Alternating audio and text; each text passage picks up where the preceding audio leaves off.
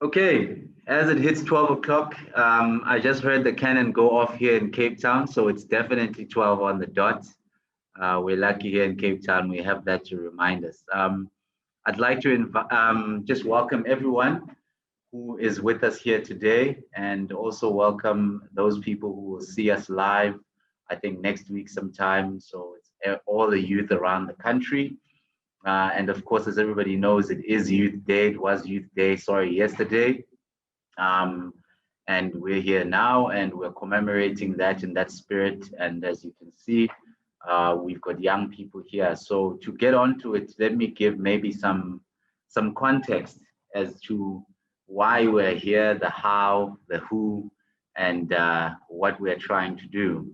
So this dialogue basically is part of a broader program by the Saimi Dive In initiative to support maritime careers and promote awareness of the opportunities in the sector. This event was inspired by the International Maritime Organization, IMO, with the 2021 Day of the Seafarer theme titled Fair Future for Seafarers. That's really what brings us here, and that is the overarching theme of this whole initiative, the Fair Future for Seafarers IMO initiative. And it's obviously highlighting the need to raise awareness of seafarers and the vital role that they play and increase their visibility as well. The Day of the Seafarers is the 25th of June, which will be celebrated at an event by the DOT and SAMSA. And this youth dialogue that we are part of now is a build-up to that event. We have a few participants with us here today, coming from various organizations and groups, namely universities, working on the theoretical side of seafaring. We've got cadet training institutes represented here. We've got maritime schools represented here, and of course, youth development entities as well. The universities that are taking part today would be the Cape Peninsula University of Technology, CPUT, the Western Province. We've got the Nelson Mandela University and PE in the Eastern Cape. We've got the Durban University of Technology and KwaZulu-Natal. And hopefully, not sure yet whether they'll be joining us later, but we've got Umfolozi as well, TVET College also taking part. In terms of the cadet training institutions based in Cape Town, we've got the South African Maritime Training Academy, SAMTRA, to some of you. We've got Marine Crew Services as well. Maritime high schools, we've got Law Hill Maritime High School taking part here as well. We've got learners from there. And then in terms of youth development programs and initiatives, we've got the Royal Cape Yacht Club, Sailing Academy, the South African Sea Cadets, and Sail Africa in Durban. The themes to be discussed today will be coming from poll questions from the IMO in preparation for the Day of the Seafarer, as I said, on the 25th of June. Those who would log on live to hear this dialogue, please make sure that you leave your comments and questions in the comment section as well. I'd also like to introduce, before we go forward, our rapporteurs that will be with us. And our rapporteurs will be Malwande Nkalichana. And Malando Nkalichana is a young aspiring maritime researcher. He's currently doing his PhD. His research focuses on maritime spatial planning and coastal and marine tourism development.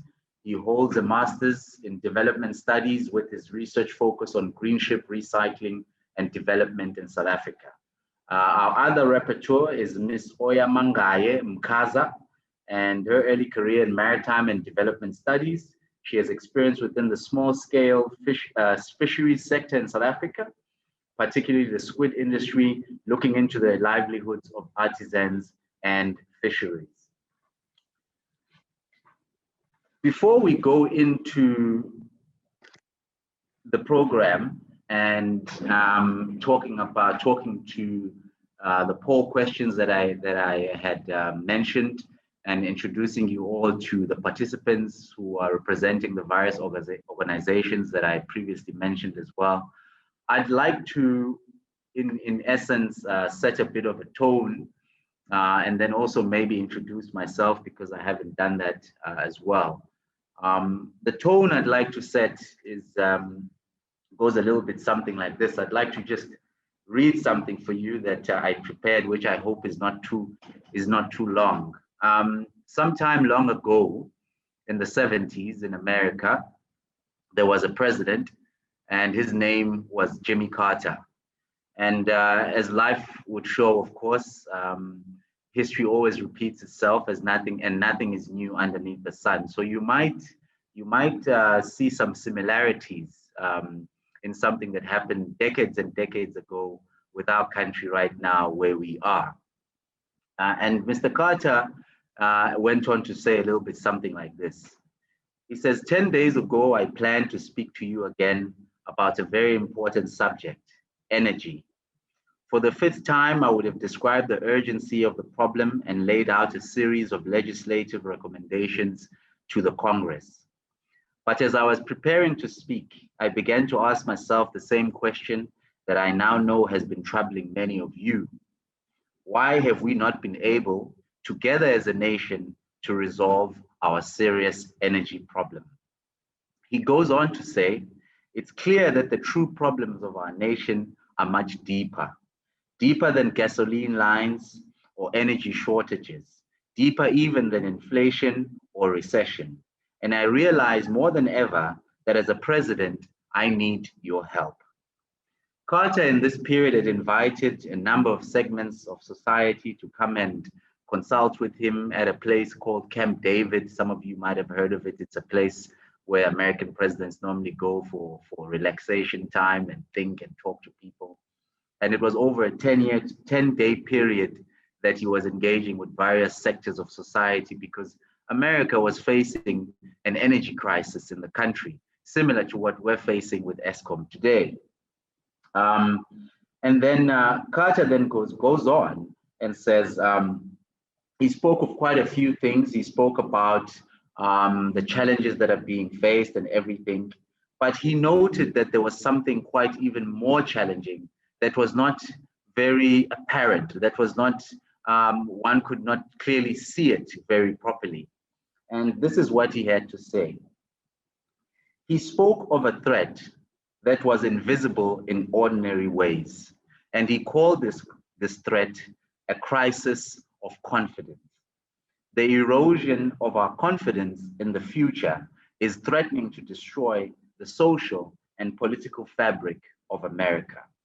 The confidence that we have always had as a people is not simply some romantic dream or a proverb in a book.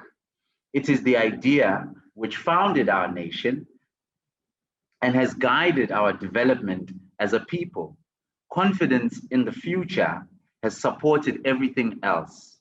Confidence has defined our course and has served as a link between generations. We have always believed in something called progress. We have always had faith that the days of our children would be better than our own. Why I decided to read this is because as I was thinking about this dialogue, about young people being here, about youth, I said, this is the problem that we're really facing. We're facing a crisis of confidence. And the only people who can give us our confidence back are you guys who are here, are the young people. And it is you who need to have confidence in the future. And for you to have confidence in the future, you need to tell us what it is that we are doing wrong in the present for us to fix that and move forward in that way. So without further ado, I'd like to get straight into the program. Again, I'd just like to say that the program is comprised of young people from high schools and universities who will be answering some questions, poll questions, from the International Maritime Organization, which are part of course, as I say, a Fair Future for Seafarers theme. And I'll pose some questions to these learners. We'll have some Q&As in there, and we'll discuss the issues. And I'd also like to say to our young people as well, please do not be nervous. This whole initiative is about you. I'd like you to get involved, and please stop me or ask questions if there are parts that you don't understand in the question and you want more clarity, or if somebody has spoken and elaborated on it, and maybe there's something that you didn't understand, you want more clarity, we can do that. We can always explain, because as you are here now today, it's clear, it should be clear in your minds that you're representing the youth of this country, and you have been given the opportunity to speak on their behalf. So leave nothing on the table, say everything that needs to be said, and have no fear to say the wrong thing. There is no wrong thing.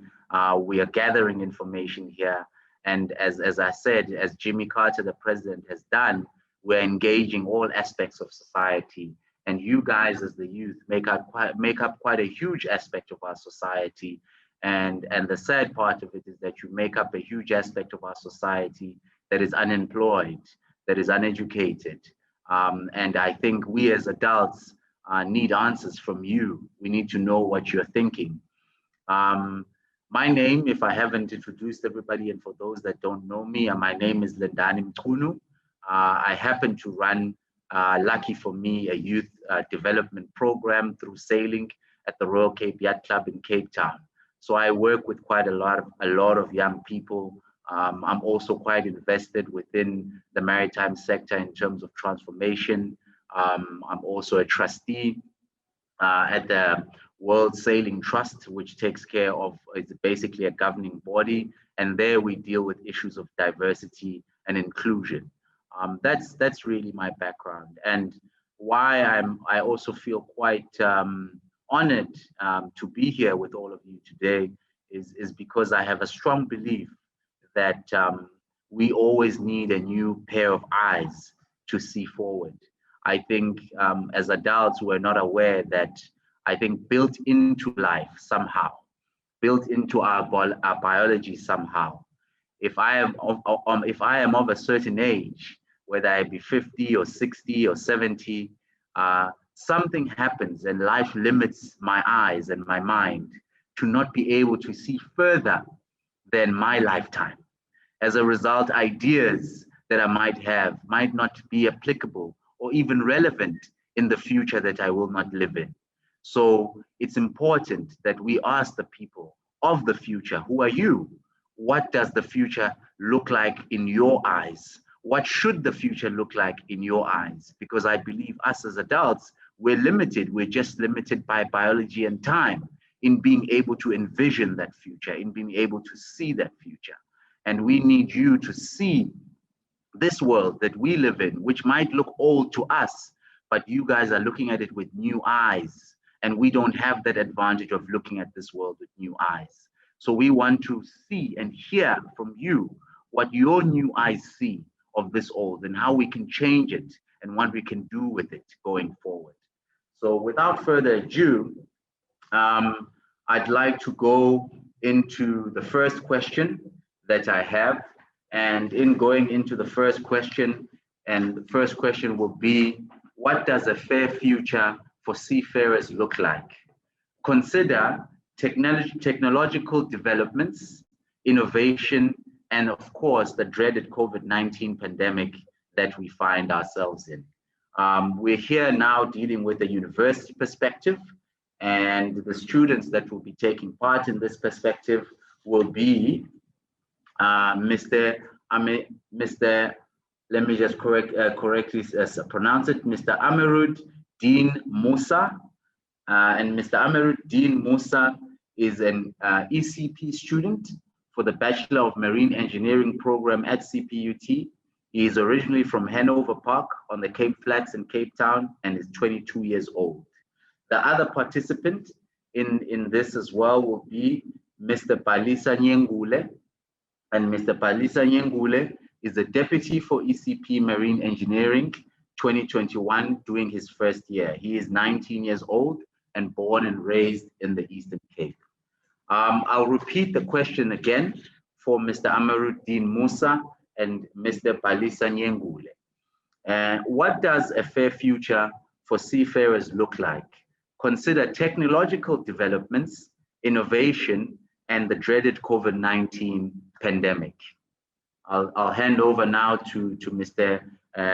Amerit Din Musa.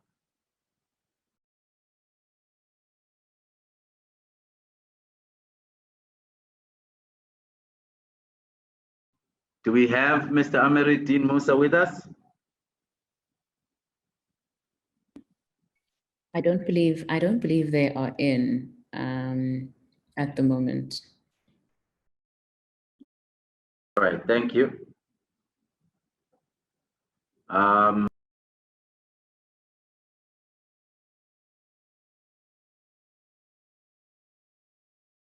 Is joining us.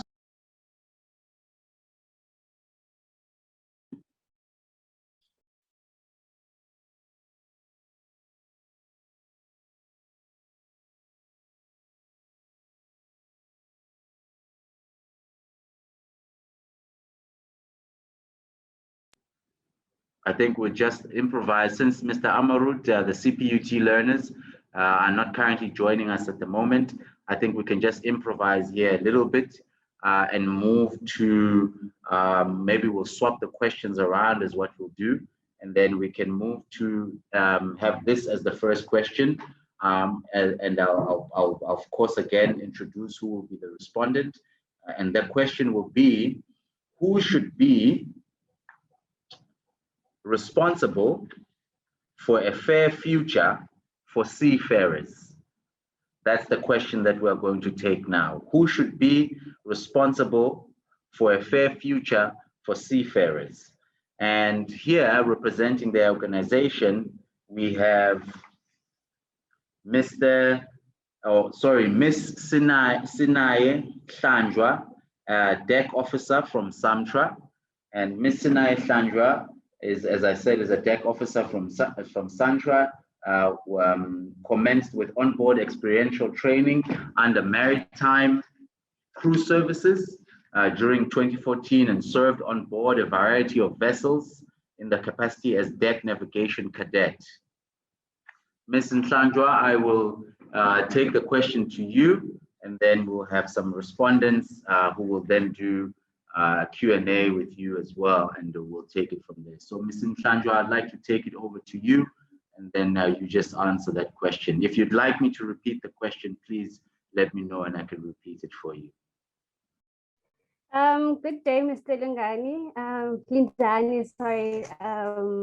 Good day to all watching and to all participants. Thank you for having me today. The question is, who should be responsible for the fair future of seafarers? I think based on the introduction that was given about me, you have gathered that I have some sailing experience.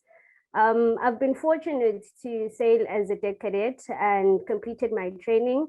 And I am now currently sailing as an officer with an offshore company. So who should be responsible? I think the responsibility should be shared amongst governments, administrations, shipping companies, but most importantly, the seafarer themselves. In order for us to have a fair future, we need to define what that future looks like. In 2019, I had the opportunity to partake in an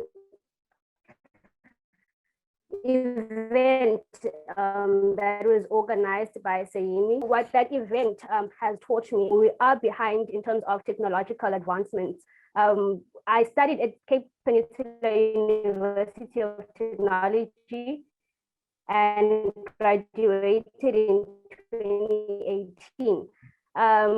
Although it's recent, we still had been taught the old school ways. So we'll still, by the time I left, technology was not integrated.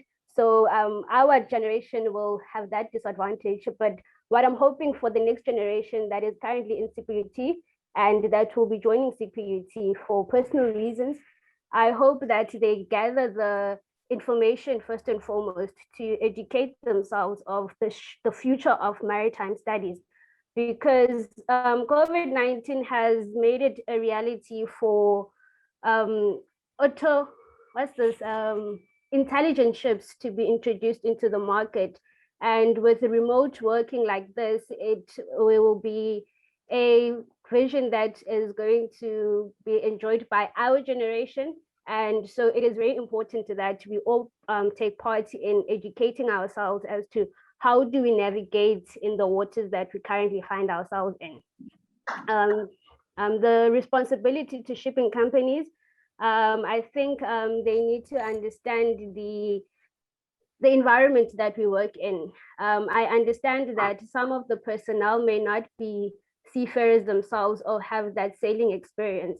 So it is very important that they engage in these dialogues so that they are able to find out the seafarers' needs so that they are more suited to support us in that sense. Well, administrations and governments, I think their responsibility lies in ensuring that the laws and the regulations that are implemented, everyone gets to abide by that, because we still find that although there is a standard for what fairness is, not everyone gets to enjoy it on an equal scale. So I think I will pause there for now, and I'll take any questions that are available. All right, thank you very much, Ms. Sinai Sandra. Thank you very much.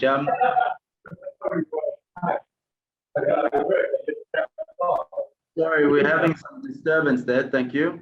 I think I'd just like to, before I introduce the respondents to the poll question and what you've also spoken about now, Sinai, I think I'd like to also just kind of plant a seed in all of you, and the seed I'd like to plant is we need to be aware that I think in South Africa there's a push and pull kind of thing. I live in Cape Town in the Western Cape, and there are parts of Cape Town in the Western Cape where I am 100% sure that I'm in Europe or I'm in America, and I could completely forget that I'm actually in an African country. And I think South Africa suffers from that syndrome quite a lot. There are parts, we live in almost two states. We live in the first world and we live in the third world, and sometimes we tend to kind of have to do that mental leap all the time, that because we have to navigate these two worlds, if I'm moving from Camps Bay and I go to Khayelitsha, I'm going to completely two different kinds of worlds, and I have to navigate them in two different ways. And the people who are living in both of those worlds have different challenges. So when you respond and you speak to these questions, I'd like you also to think about this conundrum that we always find ourselves in, that when we come up with solutions, are those solutions universal? Do they speak even to the people that live in the third world country as well, and they are part of us as well, and some of the challenges that they might face? For instance, one of the things that we have to highlight here as well is that here we are, in this youth dialogue that we're having, which probably is going to be seen by kids from very remote parts of our country, and we're conducting this in English. And some of the things that we're saying, we don't know whether those people are going to understand. These are some of the challenges that we have, which living in an English-speaking country represented by 11 official languages. What do we do? What do we do? So let's just have that in mind as we go forward. Without further ado, I'd like to introduce the respondents to the poll question. First of all is Mr. Lucanio Charlie. Lucanio Charlie is a first-year student at the Cape Peninsula University of Technology. He grew up in the beautiful Eastern Cape in an area called Motherwell. And the second respondent as well is Mr. Muzamil Mohammed, a 20-year-old from Port Elizabeth, Eastern Cape. He is a class captain of the Bachelor of Nautical Science second-year class at Cape Peninsula University of Technology, Granger Bay campus. So these are the two gentlemen who will be respondents to the question and to your views as well Sinai. So if I can hand over to Mr. Charlie first, and then from Charlie to Muzamil. If Charlie is not with us, then I will hand over, then Muzamil can directly take over from Charlie. Thank you.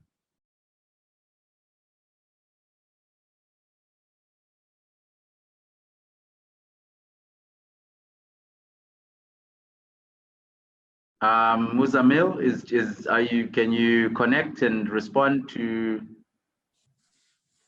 Good afternoon, everyone. How are you? Like Mr. Lindani said, I'm Muzamil Muhammad. I'm good, sir.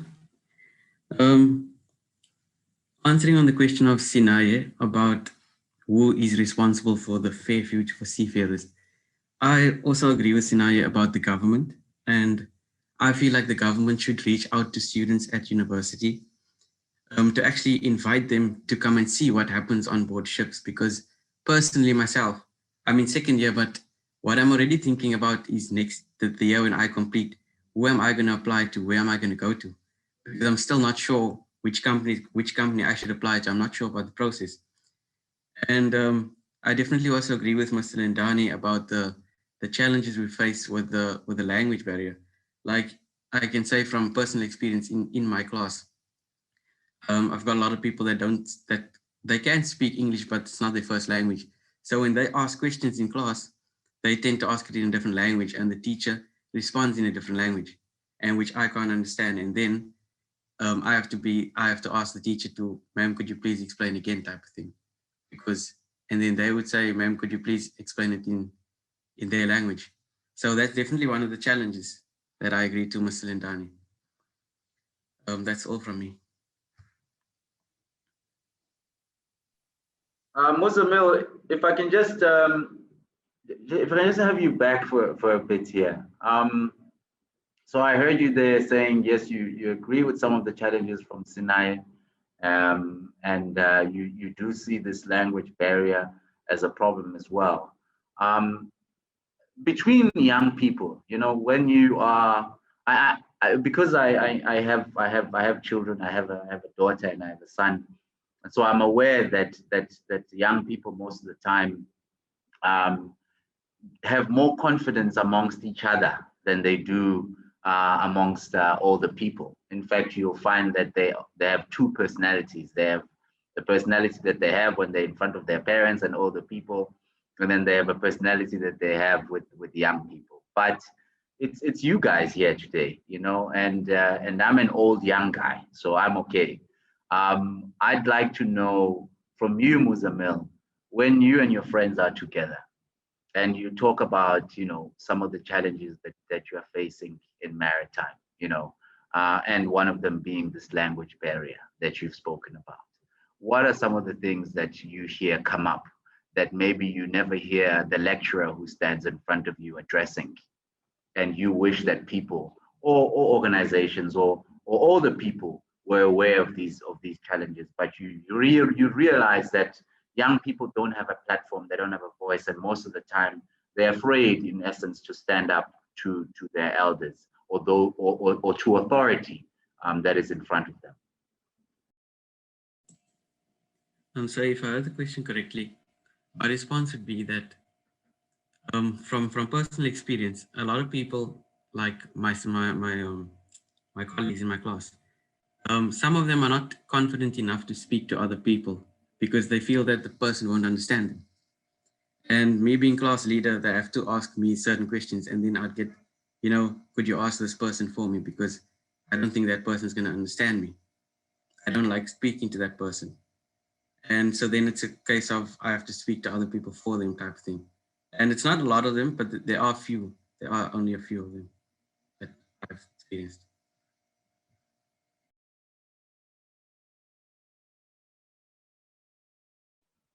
I'd also like to bring in to the conversation, I hope they are with us, Mr. Menzi Shozi from Umfolozi TVET. I'd like to bring them to the conversation. Menzi Shozi from Umfolozi TVET. I'm not sure whether they are with us here. And also just give us a brief bio, Menzi Shozi, if you are here.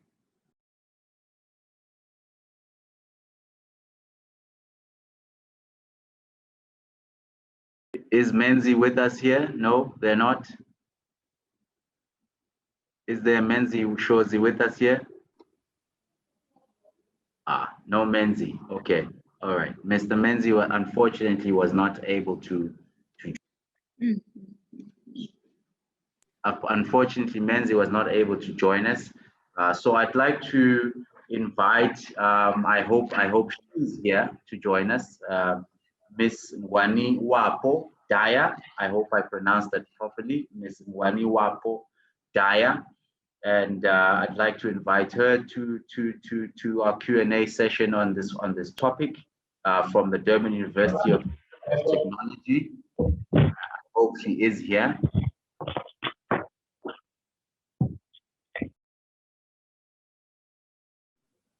Hi. Is that you, Miss Daya? Yes. Okay, all right. Oh, there you are. Okay, nice to meet you. Can you please tell us a bit about yourself before you take the Q&A?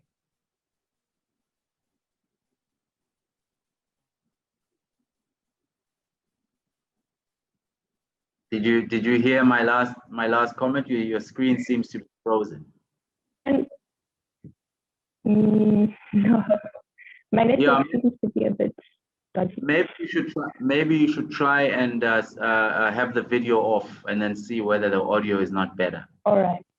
Yeah. Okay. Please repeat the question.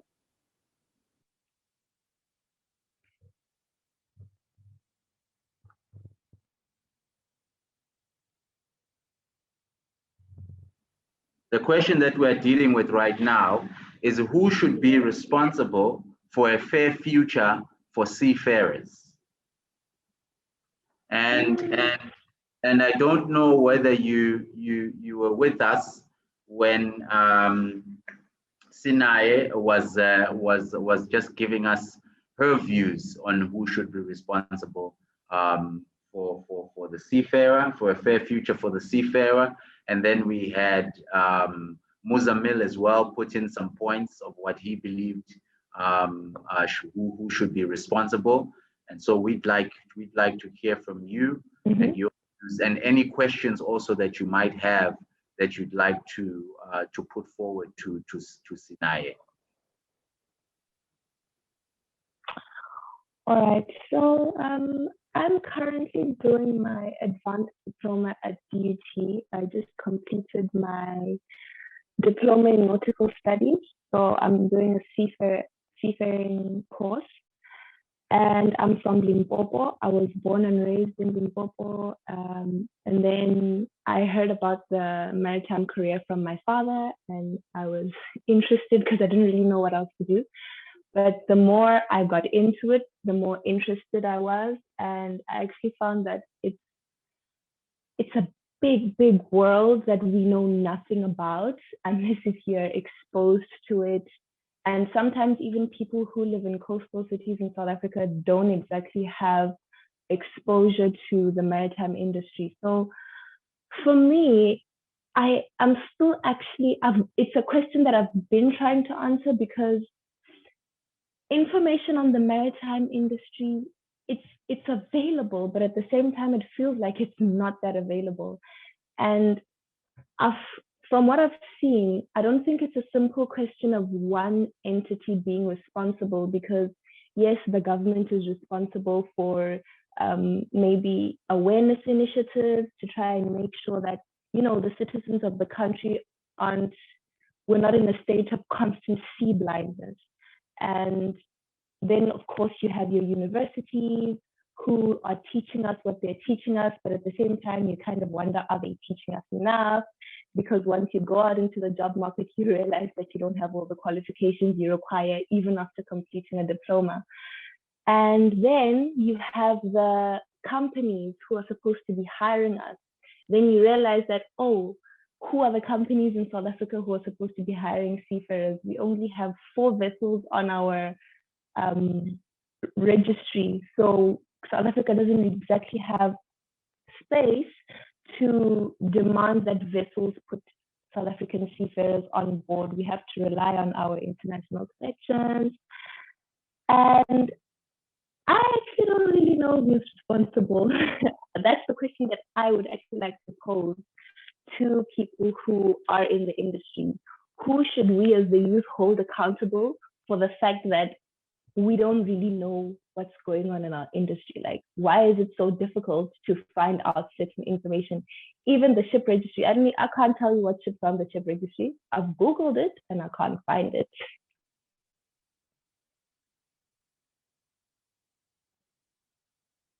So is that you, Ms. Daya, throwing the question back to us? Yes. Was that what I'm understanding? Yes. So just a question from me to you, Ms. Daya. You said you got into into the maritime industry through your father. Was your father in the maritime industry? Yes, my father was a seafarer and his father was also a seafarer. So okay, it was a family thing. So Otherwise, I'd actually never really heard of it. Okay, so it helped that in the family there was a generation of seafarers, and as a result, there was easy access for you. Yeah, definitely. But it wasn't about the access, because after finding out about that, I now had to go and do research of, okay, so who offers the course that will give me the required knowledge and skills so that I can enter the Merchant Navy.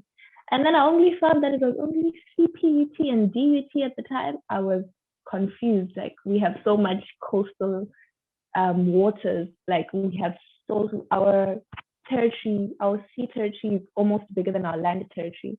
We have so much ocean coastline, but we only have 2 institutions that train. Understood. That formal or public institutions that train us. I got you. And but in your high school, for instance, in Limpopo, if you went to high school in Limpopo, there was no information on maritime, and in any areas around Limpopo, there was no information of maritime. Is that what I understand?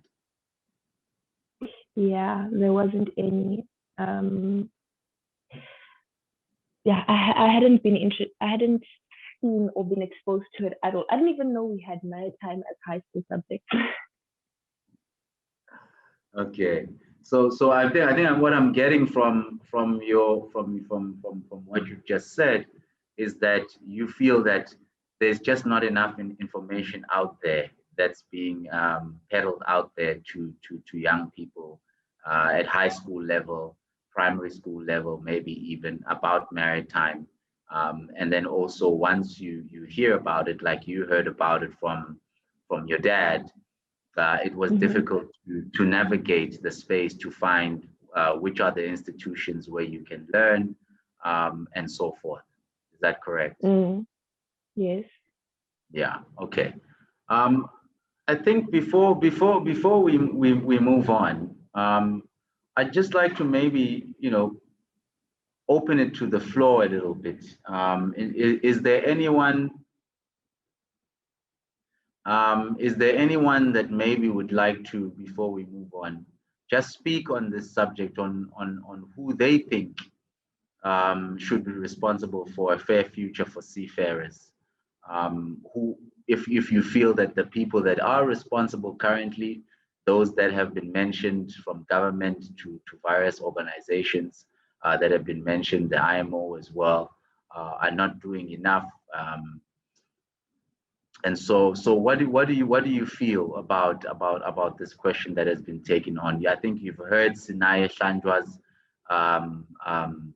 deliberations on the matter. We heard Mr. Muzamil and how he feels about the language barrier sometimes. And we've heard, of course, Ms. Daya as well, her points. I'd just like to hear from one or two of you who would like to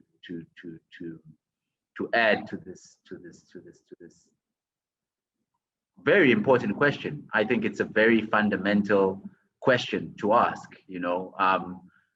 Who is really responsible? So I'll start on my top left corner. because I know that I've been in classrooms myself. So when a teacher asks a question, nobody picks up their hand. They're like, oh no, you answer, I won't say anything. And the funny thing is that it's the people who actually don't say anything that have the greatest thing to say, that have the most profound stuff to say, but they're just afraid to come up and speak. So we're not here to do that today. Today, we're here to engage. And so I'm going to engage you if you don't engage, because as I said, we're privileged. All of us are privileged by being here, by having this platform. Because remember, I spoke about initially about South Africa being a first world and a third world country. So right now, all of us, we're in the first world.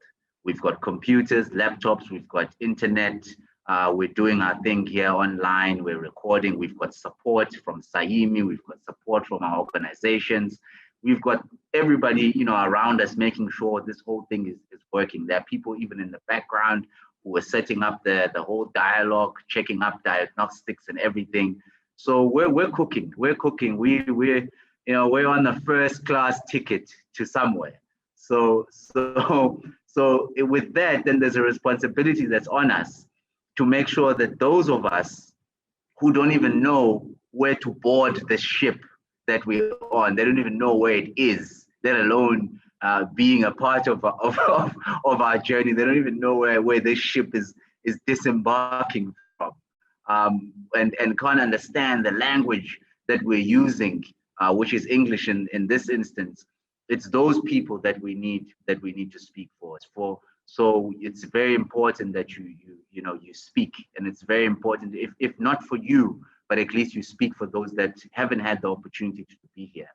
So I'd like to go to at my top left corner, Erenique Solomon. If you'd just like to say, one or two things quickly, just one or two things on the topic, and then I'll move on along like that. Hi, Lindani. Hi to everyone else here on the panel. Hope you can hear me clearly. Okay. Loud and clear. Okay, awesome. So on this topic about who's responsible for the fair future of seafarers, I agree with Ms. Sinai, who said that, the government, sea companies, but mostly like the sea companies and I think companies in the industry, maybe even the universities in those areas should go out into the schools maybe and introduce the opportunity of maritime studies into the schools, because I know at my school, we are told to think of our future in grade 10 already. So sometimes if I'm good at accounting, I'll be like, okay, accounting is the one, you have your very, the common ones.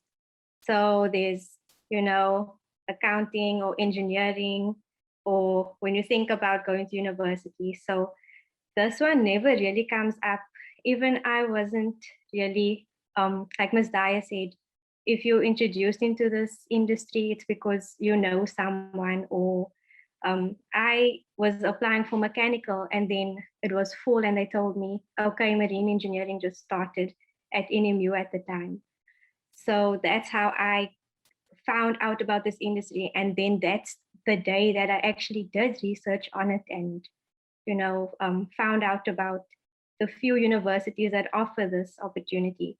So I think maybe universities in the areas should do that. And I made quite a few notes. Yes, like Ms. Dai said, that it's available, but it's also the information on it is available, but not available. Because after I started doing research, I found a lot like they are different. Because at NMU, we learn like the technological side, like the engine officer type of information. So I can just Google it and then a diagram will come up, an explanation, a quick explanation will come up if like I studying last minute for a test or something. So it's easy to find that information. But at the same time, it's because I am already in here. And yeah, so when I'm thinking about who is responsible, I'd say the people, the companies in the industry in those areas should maybe make a bigger effort to introduce it to students, to learners at the school earlier. And that's all I have for now. Thank you very much, Erinique. Thank you very much. I'd then like to move on. Remember, I keep on referring to this first world and third world problem thing. Now we have a third world problem going on here with us because not everyone has their own Zoom account, and not everyone has their own laptop or iPad. So there are people who are using other people's accounts that are here because probably they don't have their own device, or they don't have their own Zoom account. So I'm not seeing everybody's names here. I'm seeing people, for instance, I know that's Law Hill over there, but there's 2 students at Law Hill and they're using Faye Gula's account. And I know Faye because I know she's not that young and I know she doesn't wear uniform. So, so let's start.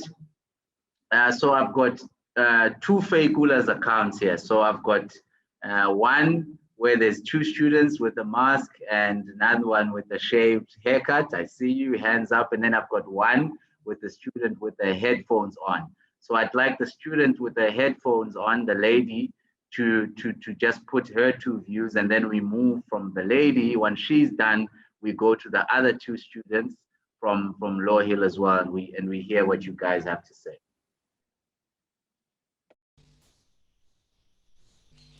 Hello, everybody. So, in my personal views, I would say that Please introduce yourself. Tell us who you are. Oh, I'm Jody. I'm representing South African Sea Cadets, TS Voltemada, and my current rank there is Petty Officer. So I'm in my senior. Thank you, Jody. Go ahead. Okay, so for me personally, I would say that it would come within yourself. You should do the research for yourself and look for the information out there, and not to depend on anyone else to give you the information. That's what I would say.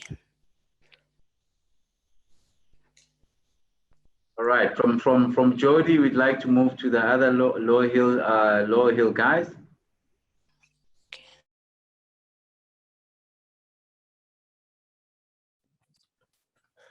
Good afternoon. I am Tef Tumarmani and I'm representing Law Hill Maritime Center. In my own view, I would say it's everyone's responsibility.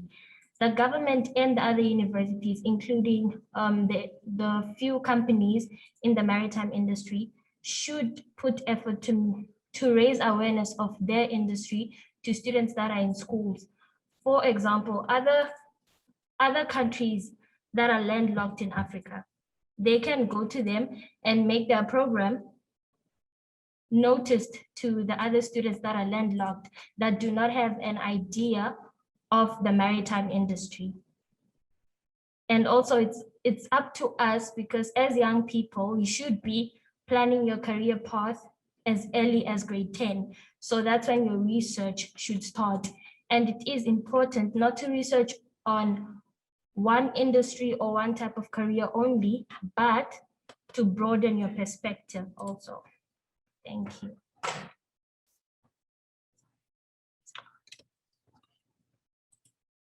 The next to you, would he like to say something?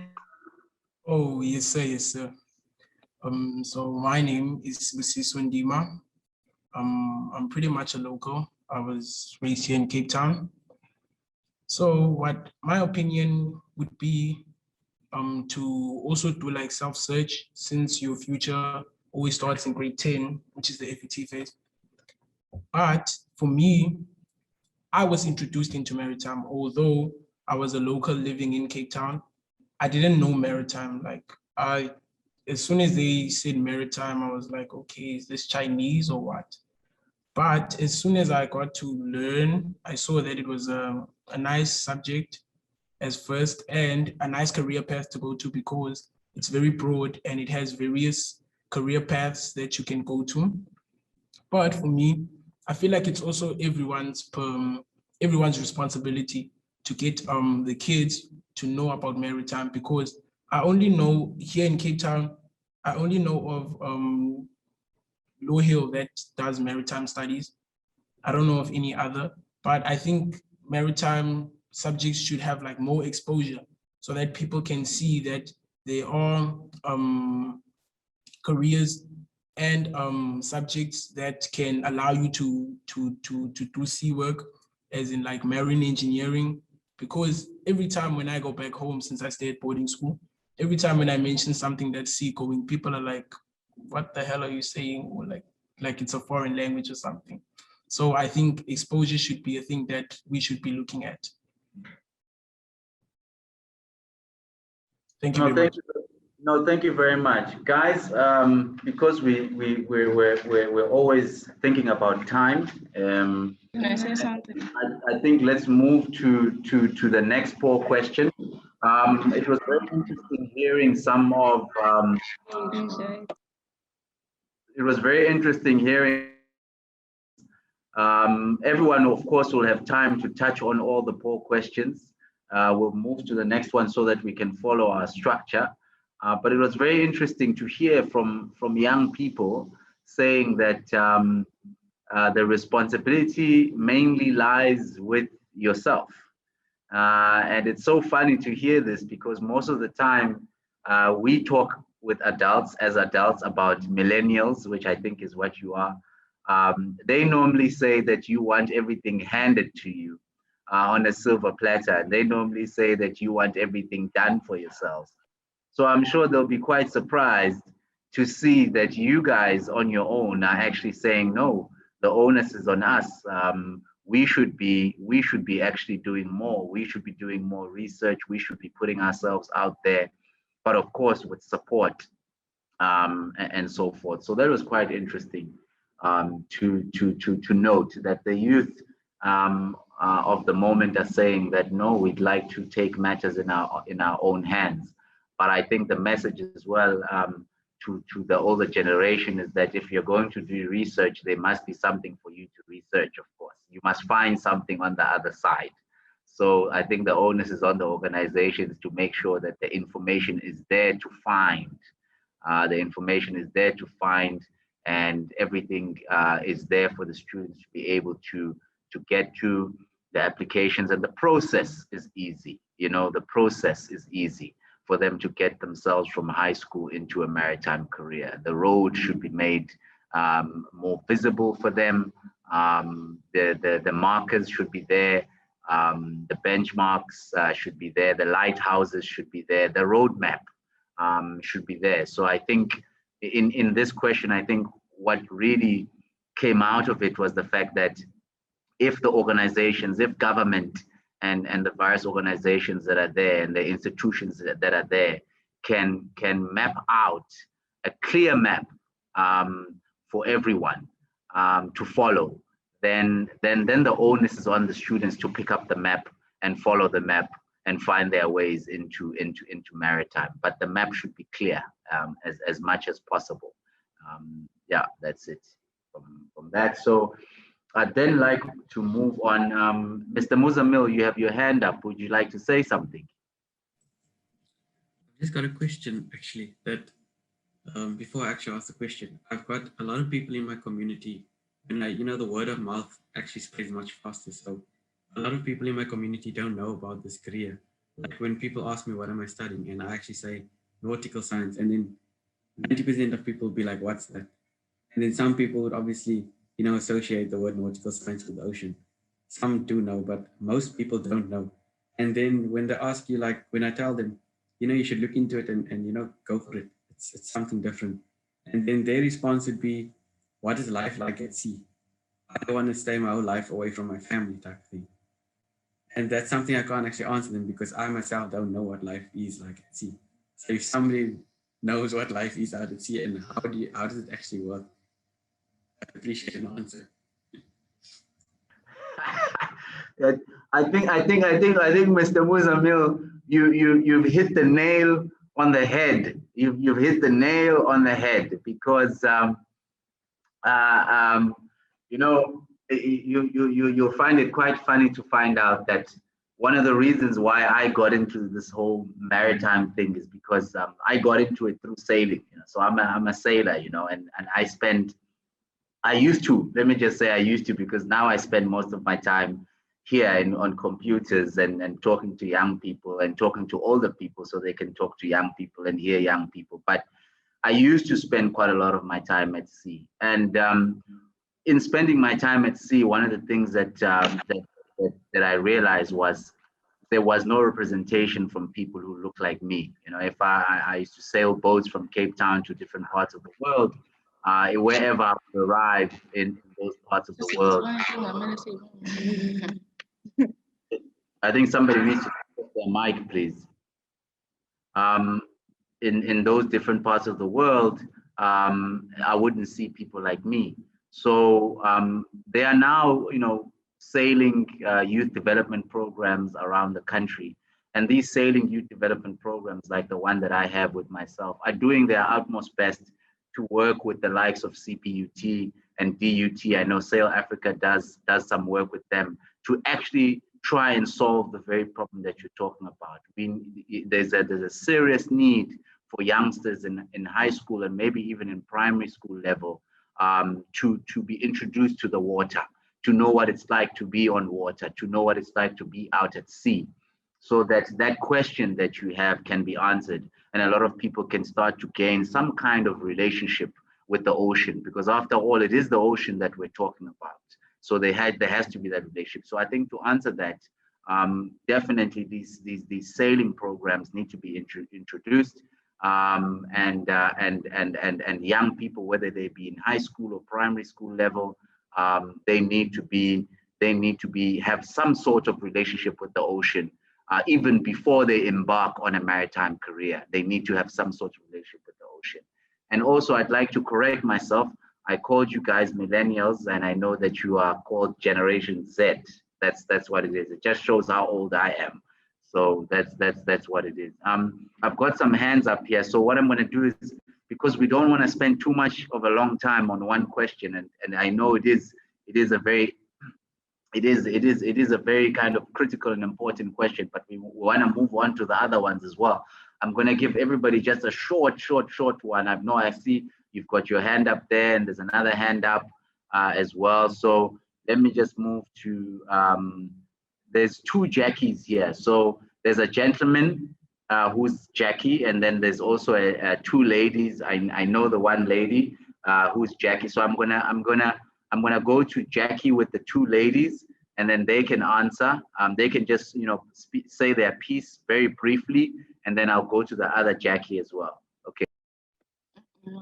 Hello, I have a question based on Mohammed's statements, but referring to Sinaye. Since you were studying nautical science and studying obviously in hopes to go into the industry, once you went in the industry, was it what you hoped for in the sense of like female feminism? Like as entering the industry, everything that you imagined and hoped for, was it the exact same thing, or were you taken by surprise? Or were you taken by surprise in the sense of the treatments and everything that happens on life at ship? Okay, I think we heard you. Sinaye will come to you now to answer that question. Let's just go quickly to the other Jackie account, the gentleman there. You have your hand up as well.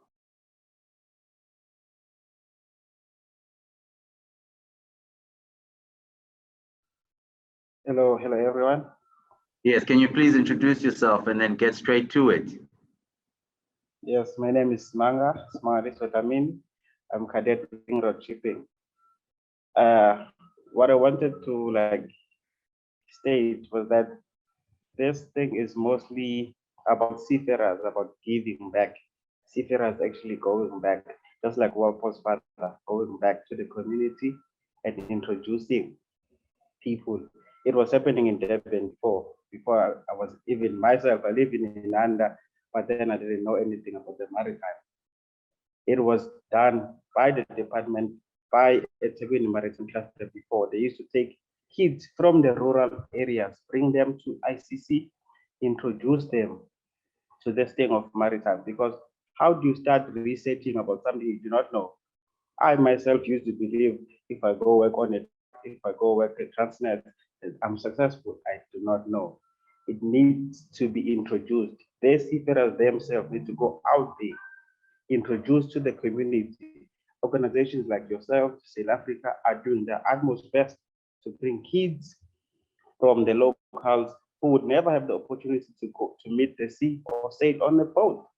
They bring them together. So before we even to governments are responsible for placing seafarers there and there, it also goes back on people who are already on the industry.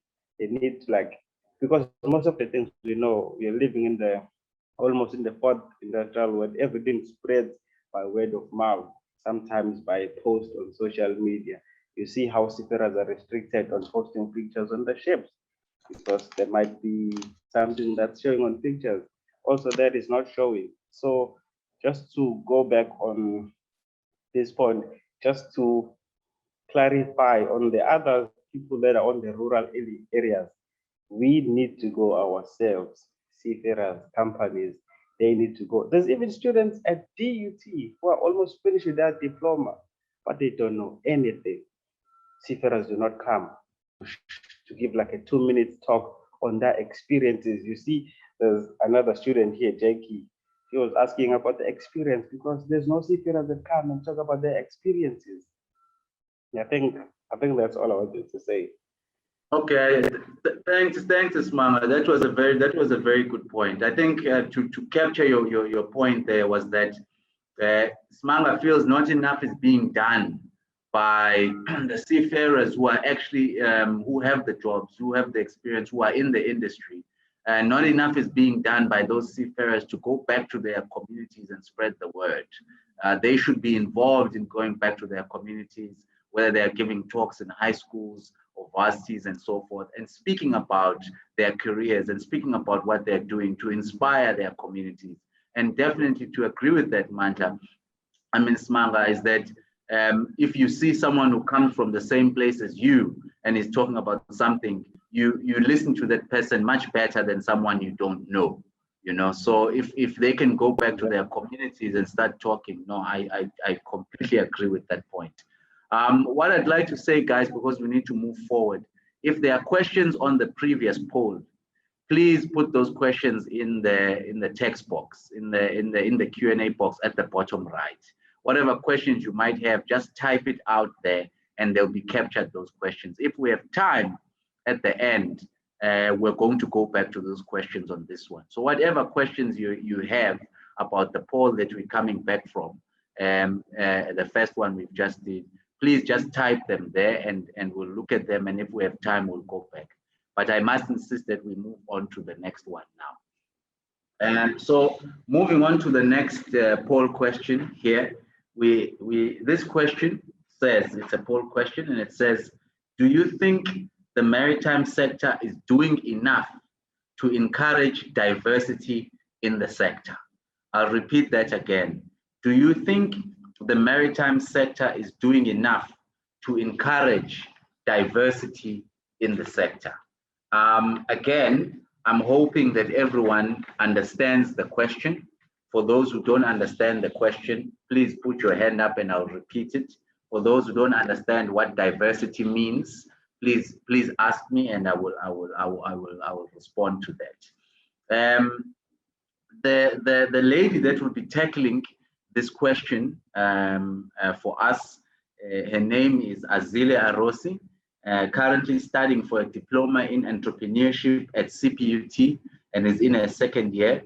Azile started sailing at RCYC Academy in 2017, and she is from the Eastern Cape originally. Azile, I'd like to put this question to you, and you speak on it a little bit. There is also a video that I thought that maybe we could play for everyone, because young people, they like to see videos. The whole RCYC Sailing Academy was born here at the Royal Cape Yacht Club in Cape Town. And I think it was members who were bold. I think it was committees that were bold, and they said, look, guys, we can't be in South Africa and not see a reflection of the demographic of the country. Every time we come here, it's us white people sailing on boats. Where's everyone else, you know? So then the idea spawned from there to say, okay, let's start with kids. Let's start with young kids and go and bus them from townships and bring them here and give them entry into our yacht club and make them temporary members and send them out to go and sail and enjoy what we do. If you see behind me, you see lots of boats, you know, and we're in a marina with a yacht club. And the RCYC Academy, basically the CSI project in simple terms of this yacht club, of the Royal Cape Yacht Club.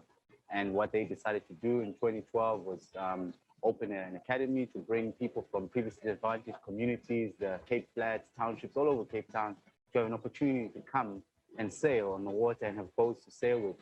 We're teaching them our seamanship skills, you know, teamwork skills, and most importantly, we're teaching them life skills that can apply in their lives at a later stage. Sailing has taught me quite a lot of things like discipline, concentration, and like teamwork. That's the most important thing that I've learned, like teamwork, because without cooperation with the team, there's nowhere you would go. Through coming to this program, I've learned to be disciplined, commitment, which is very important, being able to communicate with your teammates. When there's a problem, you guys can work that problem together and sort it out together. That's the main thing that I've learned a lot from sailing. I think it's the most beautiful thing because everyone is like, oh, wow, a black kid sailing, and then she's a female, and then I've never seen it. Like many people have never seen female black kids sailing, and they like complimenting us, giving all those compliments.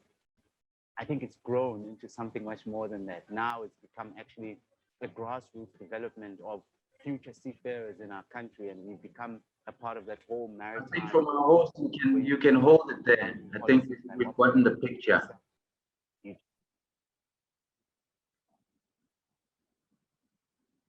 Azile, I'd like to hand over to you after that intro of what you are involved in.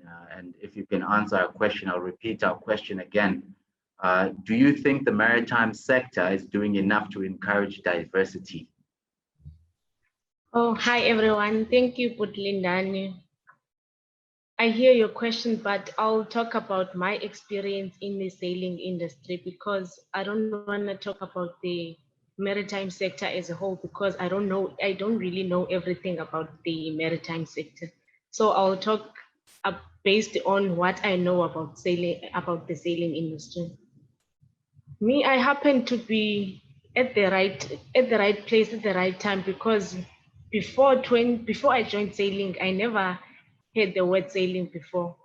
But when I joined the academy, when I joined the program, that the lady happened to know someone in the sailing industry. When she told us about sailing, I was like, wow, what is that? But I was so interested to join because it is about everything was just a new world to me. So I just wanted to try this out. So when I joined sailing in 2016, I was clueless about sailing, but I joined anyway. So I was, oh sorry, there's someone interrupting me at the door. Sorry, I'll be right back.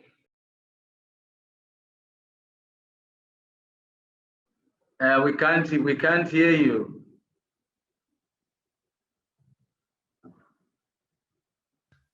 I'm sorry about that. There was someone interrupting me at the door.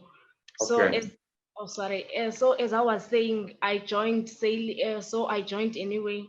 So I don't think enough is being done to encourage more people to join the sailing industry because sailing schools are not enough.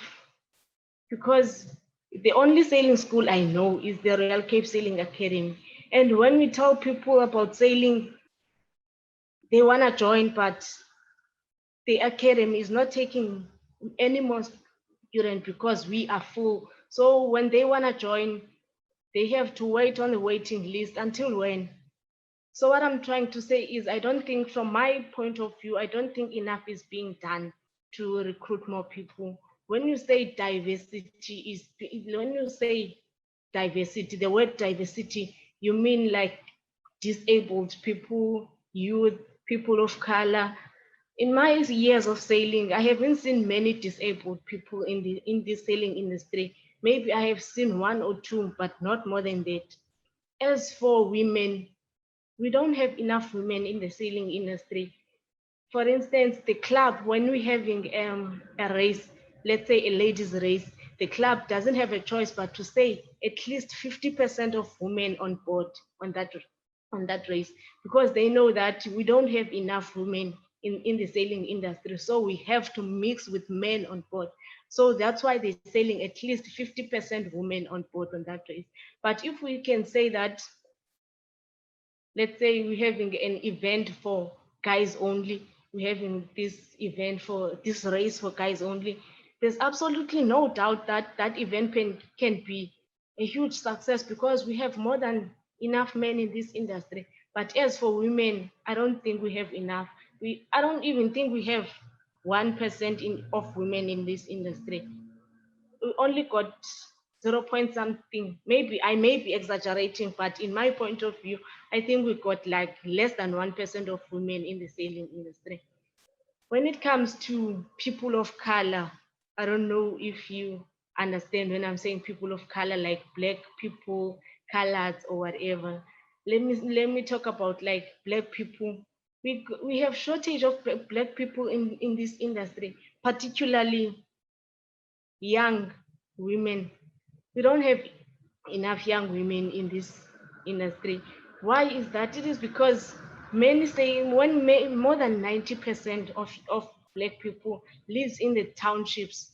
So in the townships, they know nothing about sailing. Why they don't know about sailing? Because no one is spreading the word about sailing in the townships. I think what can be done to encourage more people to get into this industry is by, what can I say? How can I put this? Since like many people, like many black people lives in the townships, and in the townships, many people don't know about this industry. I think we can, maybe government can open more schools like the Royal Cape Sailing Academy, because the Royal Cape Sailing Academy is doing this is giving these opportunities to many township kids for free. I know it's not actually for free because someone is paying for all the expenses that needs to be paid for, like transporting us from all the way from Kailicha to the school, like for food and like boat maintenance and all this stuff. Yes, someone is paying for that, but to us it's free because we don't have to pay for anything. We just need to show up whenever we are needed. So I think to encourage more people to be in the sport, maybe more people like need to be willing to sponsor like more academies like the RCYC Sailing Academy, to sponsor them so they can have a chance to open more academies in other places, in maybe in the rural areas and in other parts of the Western Cape, because the only academy I know that is giving people like from the disadvantaged communities is for, I'm sorry, like the only academy I know that is giving this opportunity for free is the Royal Cape Yacht Club Sailing Academy. If government and other people who got the means to support this academy, if they can support, like sponsor more money so that many academies can be open, so that whenever someone wants to join, they join immediately. So that they don't have to wait in the waiting list maybe for 2 years. After 2 years, they even forgot that they applied for something like this. And another thing, maybe if we can have more organizations like the one that helped me to join sailing, like in the townships, that is spreading the word about sailing, telling people that there is something like this, go join, guys, because many people in the township don't even know where the harbor is, let alone knowing about sailing. If we can have more organizations in the townships that is telling people about sailing, because many people do not join sailing because they don't know about sailing. Even us, we try our best to spread the word about sailing. As sailors, we go back to the townships and try to tell our friends, but we have to explain each and every day what sailing is. They know nothing about sailing. When you say the word sailing, and then you explain to them, they start paddling, and then you're doing that thing. They're talking about kayaks, of which we're not kayakers, we're sailors. So the only thing they know, the only thing they know about water is swimming and kayaks only. So I think for more people to know about sailing is having more sponsors willing to sponsor like academies like this one, the Royal Cape Academy, for them to open more academies. And also there are more opportunities here. Like me, I went to Spain in 2018, yes. Me going to Spain, it was like, it was so amazing. It was actually the first time being on a plane. I never imagined a rural girl like me from the Eastern Cape could go to Spain one day. And my parents were so surprised that I'm going overseas for what? For sailing. What is it with this sailing of yours? We've never heard about this. You were the first one in the family to be so involved in the water. What is it with you with this thing? But they were so happy that I was going overseas, whereas no one in my family has ever went overseas.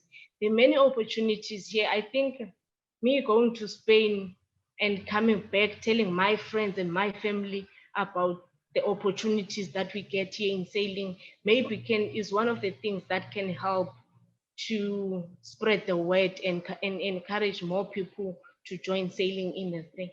And another thing is me going to Rio in 2023. I hope this campaign will be a success so that when I come back from Rio in 2023, I try to spread the word to my friends and their friends and my families and other families that there is this thing that is offering many opportunities to us Black people who never knew that we can have opportunities like this one. Maybe one day I can work in this industry and have like a solid job. Yeah, I think so. Yeah, I think that's it. Thank you very much, Asile. Thank you very much. Thank you very much for your story and what you've told us. They gave us, they allocated for us 2 hours for this dialogue. And when I looked at it in the beginning, I thought, my goodness, 2 hours, what are we going to talk about for so long? But I can tell you now that 2 hours is going by very quickly, and I'm actually needing more time because there's so much to say. There's so much to say. There's so much to share. And I can see all of you as Azila is talking and all the other speakers are talking. You have things to add. You have things to say. I think it's fair to say to those who have facilitated this program that, as you can see, young people want to speak. And if it means they want to speak, it means they are hungry for a platform. There is no platform for them, for them to be constantly taking on questions, for them to be heard. So I hope that this is not just a once-off affair, and I hope this becomes one of many. And I hope that it becomes something that becomes national. And those people that I talked about, those ones who are not represented here, that we cannot speak for, especially because also we are speaking in English, those that we leave out, I hope they are also facilitated for. I hope somehow we're able to really spread this fire, because from what I'm picking up, there's a lot that young people want to say.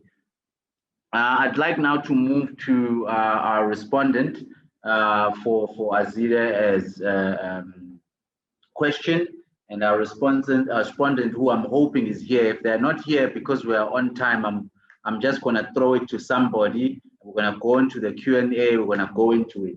So our respondent is Ms. Tetu Malumani, and Tetu Malumani is 18 years old and is currently in grade 12 at Simonstown School.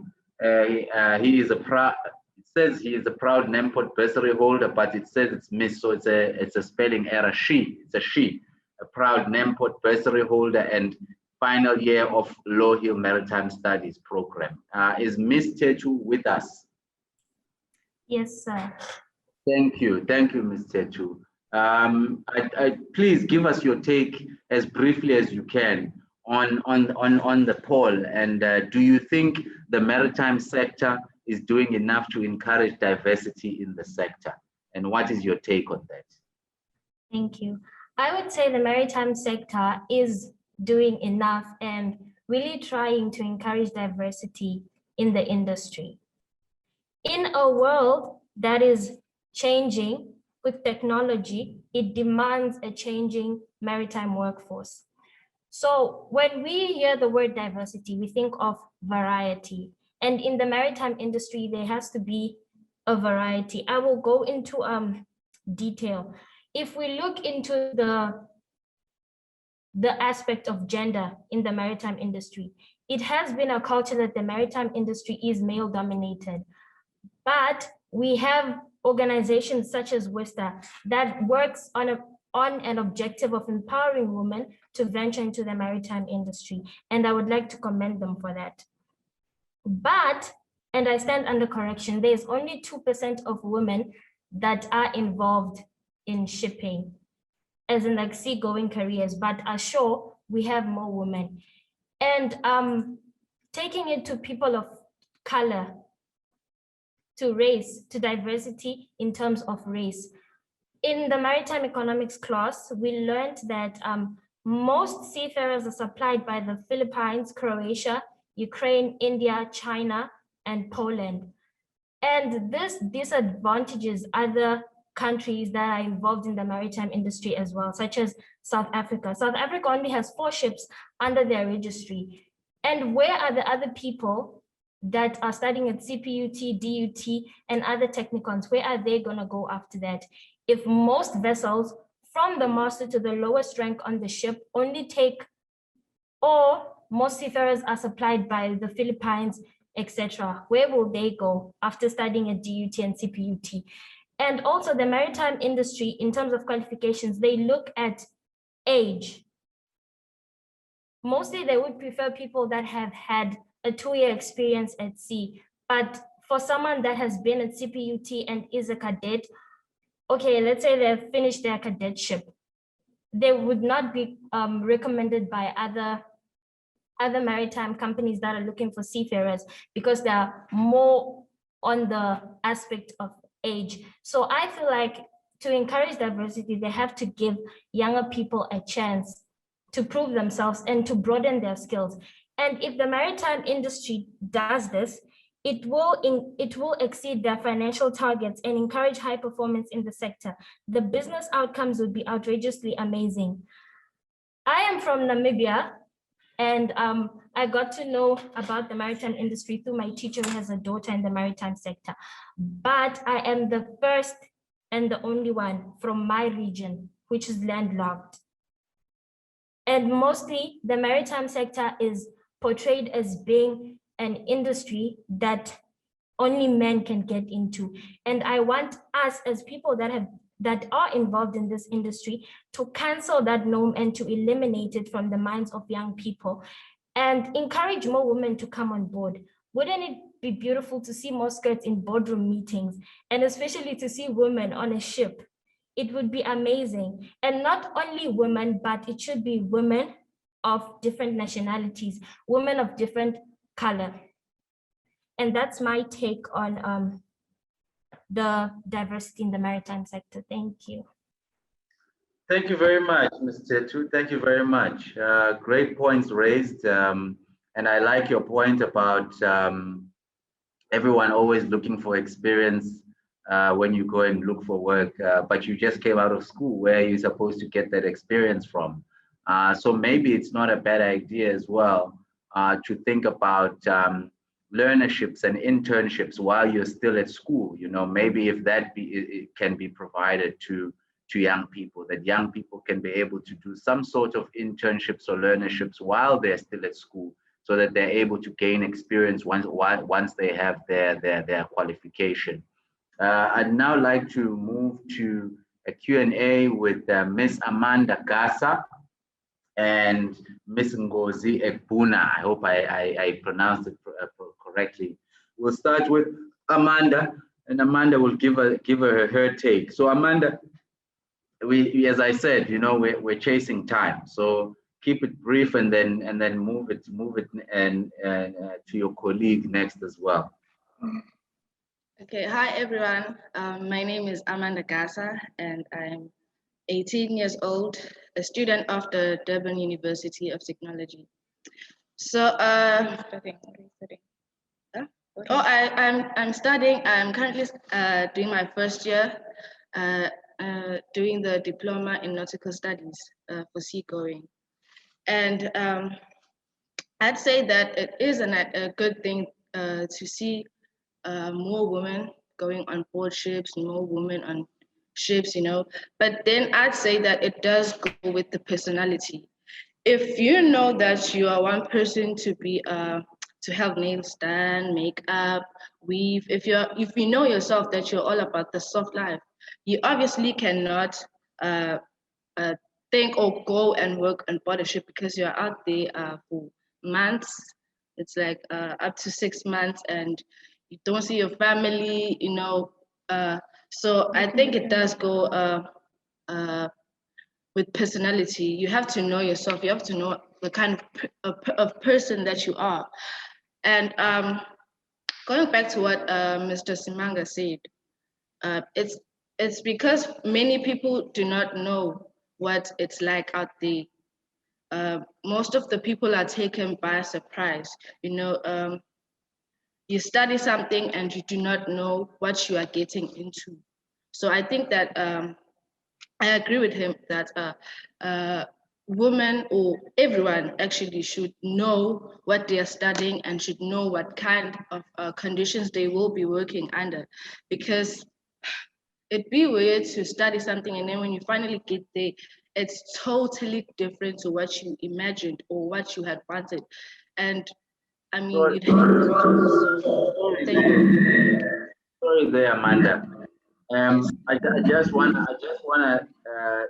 just remind you a little bit as well, not to forget to let us know whether do you think currently in the maritime sector enough is being done to encourage more diversity, more Black women, more colored people, more disabled, more youth? Do you think there is enough being done by the industry? I don't think, okay, I think there is something being done, but then we could do better. Just as I was saying that many people are taken by surprise. Many people are studying nautical studies, but do not know what they are going to, what conditions or what type of conditions they are going to be working under. So I think that we could do more, although there is something being done, because we do see things like Train to Win, girls teams and Train to Win programs for girls. We do see women empowerment and organizations like that. So I think that there is something being done, but then we could do better than that. Thank So you. much, if I may correctly then, you're basically saying that because let's switch off your mic so that you don't have that sound. Yeah, you're basically saying that as much as there is a lot being done in terms of diversity being encouraged, we still have a lot of people who are currently studying, and maybe others who are still coming into the system, who are coming into these careers and not knowing what they're actually getting into. So, and that as a result, it might actually make some people not want to go all the way. So there is something to be said about what is currently being done, not linking up to the expectations of young people. So we need to somehow be able to expose young people while they're still in school or before they study. We need to expose them to the actual careers out at sea. There needs to be more done by organizations to take high school learners, whether even as primary school learners, and take them to the harbor and take them on ships and oil rigs, and maybe even take them overseas to more developed countries like Holland and Germany and so forth, where they can actually see busy harbors and they can talk to seafarers and find out what the experience is about. So bringing them closer to the actual careers that they're in, because the careers that we in are not as clear and cut as dry as, for instance, accounting and a lawyer. And you know, when somebody says that, you know what somebody's talking about. It's on TV, for crying out loud. We don't even have programs on TV that show, you know, the kind of careers that we have. So we're what I call a kind of a fringe and a niche career in life. So a lot has to be done just to kind of expose people to the career early on. I understand you. And then let's move to Miss Ngozi. Let's hear from you. Hello, as I said, I'm Ngozi. Regarding the question, I personally don't think that the maritime sector is doing enough to encourage diversity, because when I selected maritime in grade 10, my class was 80% full of boys. And at school, when they were advertising the sports sailing, I would only see pictures with guys on boats, and I was like, okay, why aren't they females? That's when I decided, okay, let me go into the maritime, let me start doing maritime studies as well as let me start doing sailing. And also, as Tertu has said, that when I researched how many females are in the maritime industry, it would only say 2%. So that was also kind of worrying, and I thought to myself, why is it 2%? Which shows that the maritime sector indeed isn't doing enough to encourage diversity, not just with gender, but as Alize said, or if not Sinaya, about people who are disabled or other type of people, not just females and males. With that, there's always this debate in class about, is the maritime sector being advertised as much? And we'd always come to the conclusion that they're not, because if one were to go and search some sector in the marine industry, they wouldn't get as much as information as if they wanted to become a doctor or as if they wanted to become a lawyer, because that information is out there for them to just grab. But as for the maritime sector, you have to go deep diving. You also need to know, okay, these companies, what they do, types of sectors in the marine industry. So there's a lot that the marine sector could do in order to inform us, educate us, and make us aware, yet they're not doing enough in order to ensure that all of that is, yes. Okay, thank you, Miss Ngozi. I don't know if we have here, I think we did, because I remember Jody. Yes, Jody, we've got Jody here. Jody, can you give us, you know, your views on whether is enough being done in the first world and the third world? Remember, in the first world and the third world, is enough being done in our country to encourage diversity, you know, where you are and in various other sectors as well? So hello again. For me, when I hear the word diversity, I think of difference. Difference being the essence of humanity. So that's a tough question to answer. So firstly, I have a question, and then afterwards, I would respond to that. So my question is, would the key challenges for greater diversity, inclusion, and equality on board and ashore in the next how would it be in the next 5 to 10 years? What would it be like? If anyone could answer that. Can you just repeat the question again, Jody? What key challenge? Yeah, what would the key challenges be like for greater diversity, inclusion, and equality on board and ashore in the next 5 to 10 years be like? Not only in the maritime industry, but also in the sailing industry. So Ms. Azile could also respond to that. Okay, Jody, is it okay for us to come back to that question? If you could just put that question in the Q&A box at the bottom as you've said it, and then we can come back to it, because I want to just close on this question that we're looking at right now, whether there is whether people are doing enough in the maritime sector to encourage diversity in the sector. And then with the time that we have left over, because I also want us to go back to our initial question that we weren't able to take on because we're missing some participants. I want us to get into that So I'm just trying to buy us some time so we can come back to this. So if you could just, if you do have a view on whether you feel that the maritime sector is doing enough to encourage diversity, what is that view? Personally, I think that they're not doing enough, but they are doing they are putting their part.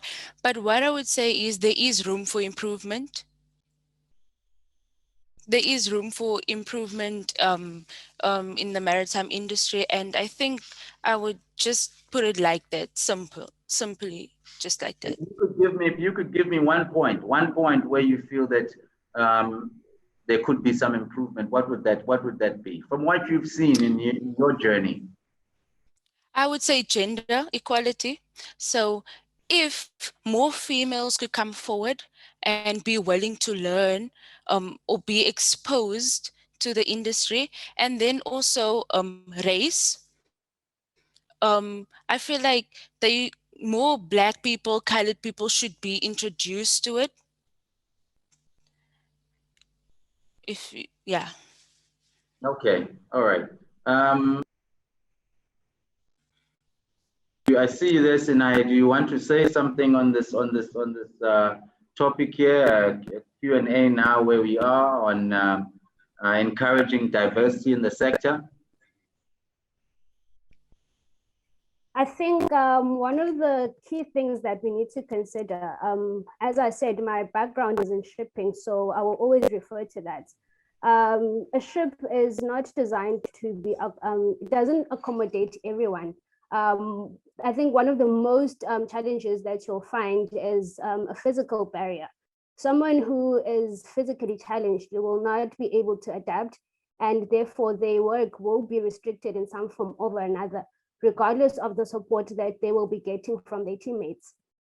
Another thing that is also a barrier is also psychological abilities. People tend to act differently.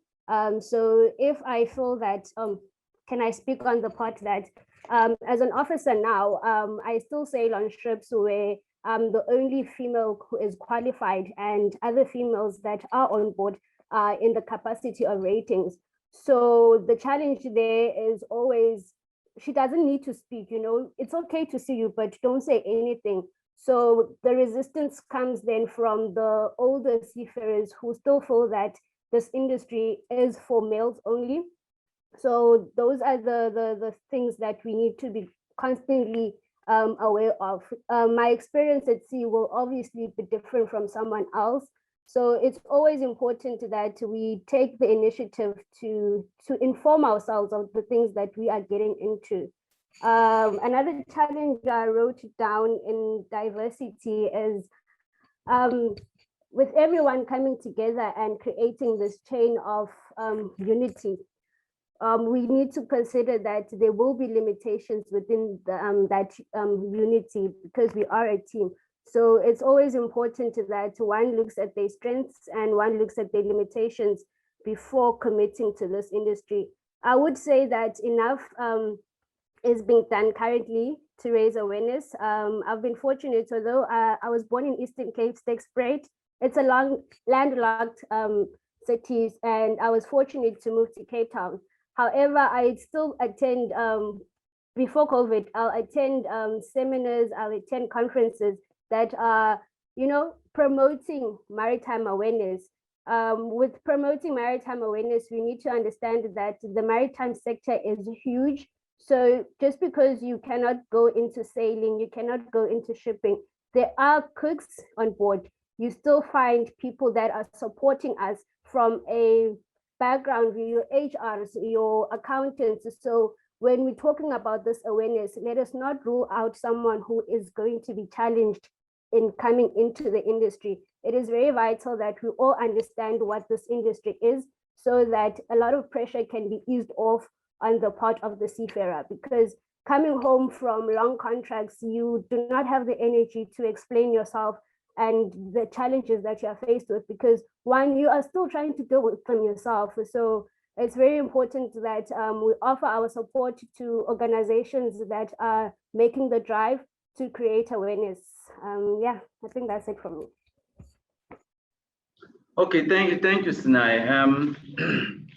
I think I'm going to leave it there on the first one because I really want us to cover the topic that we didn't cover initially, which was, and this one I'm going to try and open it up to all of us, and I'll just choose you one by one to put your views. And this topic is, what does a fair future for seafarers look like? Consider technological developments, innovation, and of course the dreaded COVID-19 pandemic. I think I'll take this one first to speak on it. I'll take it to Erenique Solomon, and then I'll open it up to the floor after that. So Erenique, the question is, what does a fair future for seafarers look like? Consider technological developments, innovation, and the dreaded COVID-19 pandemic. Okay, I looked at the question earlier, and it also said something about from a university perspective as well. So I think a fair future for seafarers in terms of technological developments and innovation and things like that. We were speaking about the conundrum of the two worlds. So they are the privileged and the ones who are not so privileged. And then from in doing some research about the different areas that you can study, or in preparing for sea as a deck officer maybe, I saw that there are some trainings that are simulation training, those types of things. I think more of that needs to maybe come in, especially with COVID-19, you know, social distancing, and not everyone can be in the same space at the same time. So even with my courses last year, I had to do some electrical things, but obviously we couldn't be in the lab. So there was some app on our laptops where we could build a circuit quickly. So I think in terms of that, universities even had to innovate a bit, sending students laptops, sending students some data to enable online learning. So I think there are some efforts being made, and maybe just to increase those efforts as time goes on. And then maybe we can also just apply that to seafarers in the future. That's all I have for now. Thank you very much, Erenique. Smangaliso, if you had to be a respondent on this one, just after what Erenique has said, what would be your take on what does a fair future for seafarers look like? Consider technological developments, innovation, and of course the pandemic as well.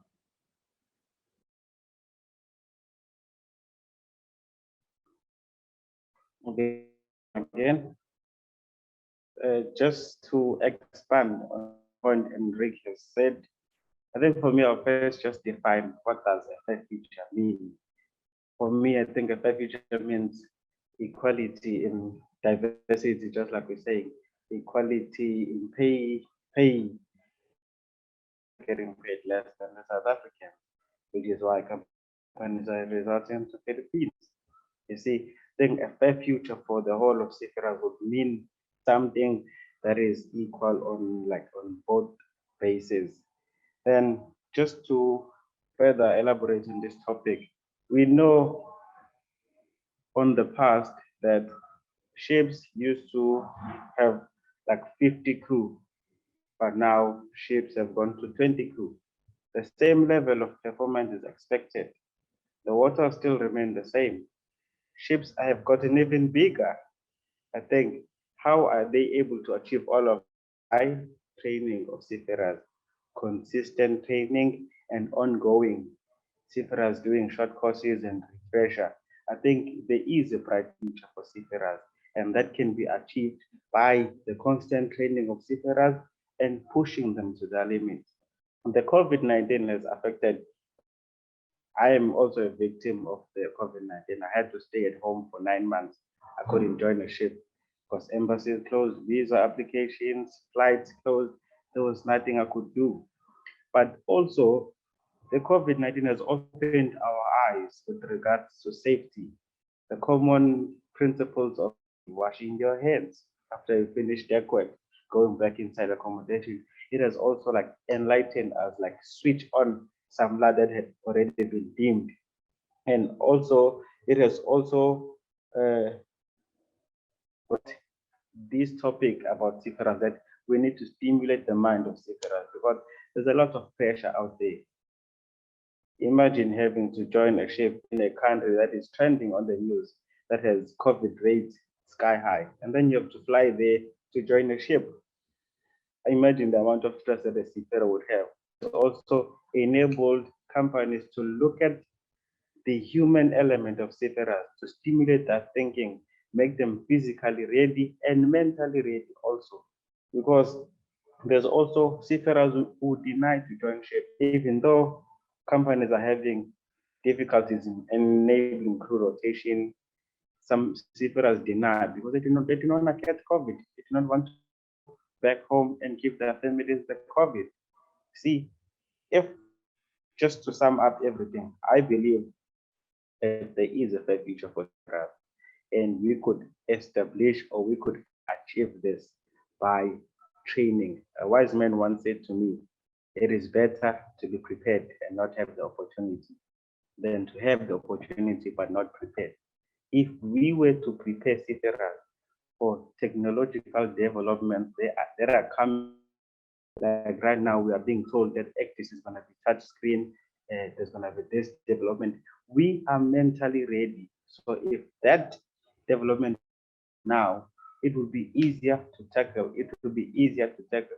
And also, I believe that technological developments are there to better see, to assist seafarers in doing their jobs better. Yes, it involves an element of complacency, but it's there to improve our situation. It is not there to replace the human element. I believe myself that the human element that can be replaced. It can only be made better so that our situation, the amount of stress that we have, is dealt with. That's what I believe in. So, in a nutshell, there is a bright future for seafarers. Thank you. Thank you very much. Thank you very much, Smaraliso. Ms. Daya, I'm going to give you as the last speaker here on this question because we haven't heard anything from you in a while. I don't know how your video is working now. It's always good if you're going to speak for us to be able to see you. We'd like to try your video and just put in. I'll give you like 2 minutes and just put in a few points on this question. All right. So I think a fair future would be one where we can see representation in the industry, because I do follow a few pages online that post seafarers. So for example, there's one called Seafarers, which shows women at sea. But I don't think I've ever seen any of them being Black or having like curly hair or anything. So there is, in images that we see of seafaring, a lack of representation. When you see videos of crews on board, they're all white and you're just like, really? So it would be exciting to see more color, you know, a more colorful crew on board, and also a wider gender spectrum. That's what I have to say. Okay, thank you very much, Ms. Daya. And then if we can also hear from Sibusiso Ndima, let's hear you. What does a fair future for seafarers look like to you, Sibusiso? Okay, can you hear me clearly, sir? I can hear you loud and clear. Oh, okay. So, like Mr. Smaraliso said, the future is bright, but then we have to look at technology as a barrier. It's not entirely a barrier, but it's more of a motivation for people to go the extra mile. What I mean by going the extra mile and having one step forward is specializing in something they have a passion about. let's say, for example, in marine engineering, we can maybe specialize in that, or we can have like more technicians so that more job opportunities can be opened. And technology has been here for a while. Like in most cases, like on steamships, there used to be a lot of manpower on steamships. So since technology came, the manpower has sort of like gone from big to quite small, because from a ship that used to be manned by probably people who would be like 30 in amount to now, which is like from 20 to 25 personnel on board, it means that people have to push harder and reach their limits in certain aspects.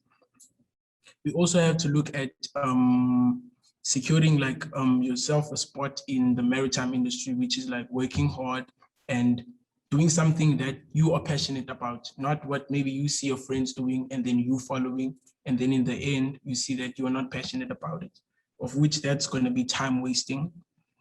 And also on what Mr. Ayer said, that like the government is also responsible for a fair future. In South Africa, there is like 4 ships in our registry. So if the government could like have like tax benefits and attract investors to put ships in the South African registry, maybe the people in DUT and CPUT that are doing marine engineering and nautical studies, they can have like a surety of, if I do marine engineering or nautical studies, there is a place secured for me where I can go. A government has already put in place like ships that are already in our registry, because obviously if a ship is in a country's registry, then seafarers from that country can have an opportunity that they can go and work at that ship. So if there's something like that, then another opportunity can be open for people who are still looking at their options of where to be going after they are done with their maybe 3 years and they get their diploma. And another thing is technology also. Like maybe in the 90s, there used to be people who used to specialize in radio operations. So now, since technology has arrived and broadened and evolved, like more people like are losing. I wouldn't say losing, but technology is filling up on that spot. So now people who maybe specialize with radios, for example, they are not needed anymore. A personnel on board has to just have a radio license to be able to work on radios, and they cannot be manned. They can be automated. So, and another thing I wanted to say is that youth employment also. We shouldn't look at like people who are experienced, because they also gonna at a certain stage retire. And then if we're having our youth left out, which who are the people that are gonna come forward before the people that were there? So if we have more youth empowerment and more youth employment and more exposure, maybe there could be a brighter future than the one that's bright now. Thank you very much. Thank you, Spusiso. That was really great. I see your hand is up there. Does Ms. Tetu want to say something? No. Okay, that's fine. We're just 5 minutes to the time now, and I think we're gonna have to probably wrap it up. I'm gonna check with my host whether we are allowed to go over the time, but I don't think that we are. I'll see what they say to me. While I'm waiting for my host to find out whether they can give us 5 minutes more or not, I'd just like to make an observation. Having worked with young people from disadvantaged backgrounds coming here to the club and sailing, and having being a Black person myself and coming into this industry and seeing a lot of seafarers, of course, coming into various industries. And this is something for you to think about. I don't want you to answer me right now. Hopefully, if I'm still around, I'll try and be there at the next dialogue that we have. But where am I going? I found that there's a tendency of people who are introduced to something new. I think the way maybe to put it, so I put it simple enough for everyone to understand. When young people or a child is being raised by its parents, they sort of mimic their parents and the elders around them. They learn language from them. They learn everything from them. And as a result, then they learn how to do things the way things are done. And they're told that this is what you do. These are your friends. This is the school you go to, religion, so forth. You're basically kind of just told, you know, how to be a human being, and then you become a human being until you're old enough and you want to change some things around, you know. So the same is true of women and Black people and youth and people of color who come into the maritime space. We are learning from our forebears being, in this instance, in the context of South Africa, being white people. And we're learning about what the maritime industry is, and we're learning what we should do and what we should not do, and what makes a great seafarer and so forth. And our lecturers are telling us and so forth. Women are learning from men how to be a great seafarer, and they're trying to emulate them. And if I do it like a man, it's probably the right way to do it, and so forth, and so forth. It's all well and good that we are learning from those ahead of us on how to do things. But I think there is something to be said about people who arrive into a space and just repeat what is always being done. What is the point of being new into a space if we are going to repeat what is always being done? There's a South African that we all know who is in America. He's a famous South African now. At some point, he was the richest man in the world, and I'm speaking about Elon Musk. Elon Musk is creating rockets, and he wants to go to Mars, and he wants the human race to go to Mars. And everybody right now thinks it's crazy. Everybody right now thinks it's a silly idea, and why are you even concerned? But what I do know for sure is that whoever gets to Mars first, they're going to lay the rules.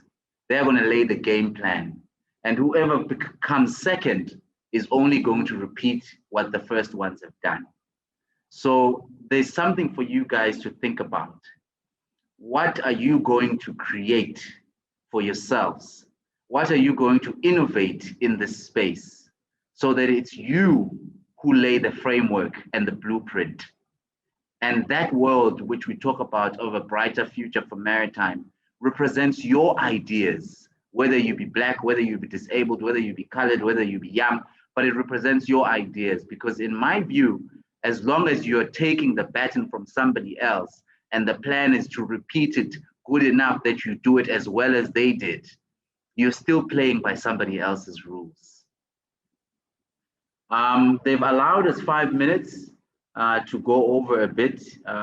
So we're at 2 o'clock now, so we have to go to 2:05. You know, just by a show of hands, maybe we can go around if there's anyone who wants to just, you know, put a few words here. I've got Muzamil, he's had his hand up for some time, so I'd like to just give it to Muzamil quickly and hear what Muzamil has to say. Muzamil, I'm giving you a minute because we've got 5, so I'm gonna try and carry everybody as much as I can. No, sir, it's not a problem. My hand was up a long time ago. I don't remember what I was gonna say. Yeah, I know.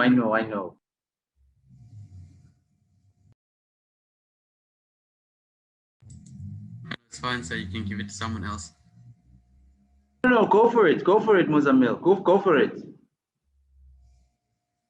So on like I was looking at Eronique's question about what can be done for like university students, especially to show us what life is at sea, how it is, because a lot of people don't know what it's about, and a lot of females in my class, personally, none of us really have a clue what it is, and some of them do it because they've heard about it, but nobody really knows a lot about where you're going to end up. So I feel like there should be like people should do things to help us see what's going to happen, like the Royal Yacht Club, Sailing Club. I know I was supposed to be part of it, but now apparently it's not. We can't join anymore because they are full or something. So something like that. You know, that's from me. Got you. Spusiso, let's go to you. I would just like to add on to the topic of the question of diversity and a fair future for seafarers. Go for To it. my observation and my opinion, I feel like the future of the maritime industry is leaning onto the shoulder of diversity. And for a fair future would mean equality and diversity at the bow, leading the maritime industry. Thank you. Thank you very much there, Tetu. Let's go to Ngozi and Amanda.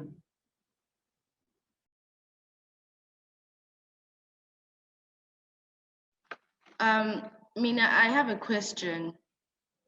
And considering the world's fourth industrial revolution and things like autonomous shipping, I don't know if I said that right.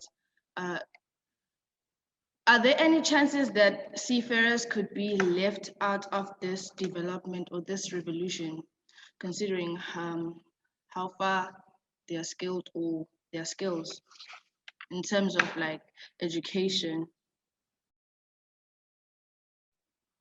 I think to answer that question for you, Amanda, briefly, and maybe if we have time, someone can expand. My view on that is that if we are not at the forefront of that industrial revolution, or the fourth industrial revolution as you speak about, if we're not at the forefront of autonomous shipping, if we don't have any contribution in innovation in seafaring, us as women, as Black people, as youth, as the disabled, all these disenfranchised or underrepresented communities that we're trying to bring in, if they're not there, if they're not contributing to the creation of that new future, then I can definitely tell you that yes, they are going to be left behind. They're going to be left behind without a doubt. So I think going back to what I was saying, there is serious need on young people, and this is just a challenge I'm putting to you, that there's a serious need of you guys to start looking at the future in a way that doesn't necessarily reflect the present, in a way that is new, in a way that you create and you make, so that you can have ownership of that future. And you understand the language and you understand everything. You're basically leaders of it because you created it. So I think that's something that we really need to do. Mozamil, you have your hand up again. I'll give you shortly. Sir, I don't know what's happening. I didn't put my hand up. Okay, that's fine. Ms. Ngozi, do you want to say something quickly? No, you're fine. Okay. Is there anybody else? Smangaliso, you want to briefly say something? You're gonna get 2 seconds or 5 seconds at best. Okay, 2 seconds is fine. I'd just like to state my idea on autonomous shipping. I believe that this autonomous thing can work only on coastal voyages, but also even if it works, there's to go work on the shore stations where these autonomous vessels are being controlled. And who is that going to be? It needs to be seafarers, people who have knowledge about the sea, people who know the call regs, how to interactions between ships, people who understand what's going on. Also, people who know how cargo operations work. I think really you cannot remove seafarers completely, because if you go on the definition of seafarers, it's someone who's doing anything that has to do with the water, be it you're sailing, be it you're fishing, be it you are even shore-based doing shipping and logistics. You are also regarded as seafarer. I believe that it will eventually work. As I said before, I believe that technological developments are there to make our lives better, not to replace. Thank you. All right, everyone. I'd like to thank everyone that participated today. I'd like to thank all the participants and our rapporteurs that were in the background. I'd like to thank Saimi for this incredible platform that I had the privilege to be a part of and listen to these young people who are the future of our sector, who are so bright and have such great ideas. And I hope that the organizers, as I said, this is not a once-off. I hope that this is one of many, and I hope it becomes wider and broader. And I think today we spoke about the challenges, the what's. That's what we spoke about.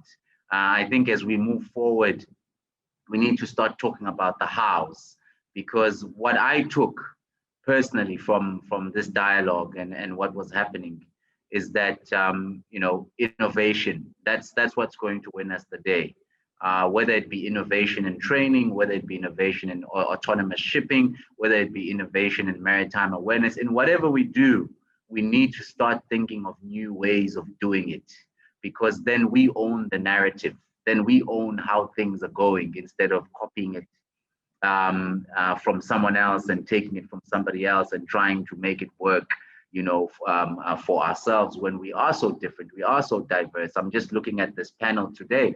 We're diverse as Black people, we're diverse as people of color, we're diverse as women, and our voices need to be heard, you know, and I believe that the only way that those voices can be heard is if we are part of the process of creating and developing the very futures that we want to be a part of.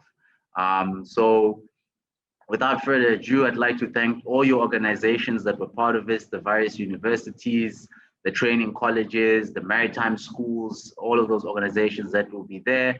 And I'd also like to say that this dialogue and this webinar will be posted next week on YouTube on Monday. Please let everybody know to look out for it on YouTube on Monday. It'll be posted on the Saimi Facebook page and the Saimi PE YouTube page as well on Monday, the 21st of June, 2021. And then distribute far and wide, and think about the first world and the third world that I talked about in everything that you do. Think about that how do we marry those two? How do we solve those two? I think that's it from me. As I said, thank you to all you guys who came. Definitely, I know that Saimi will make sure that there's another one of these. Also, don't forget that on the 25th of June is the Day of the Seafarer, as we said, Fair Future, and there's an event that's going to be hosted by DOT and SAMHSA. So if you can be a part of that, be a part of that as well. That's it from me. Thank you to everyone. To our host, I think you'll be letting us out.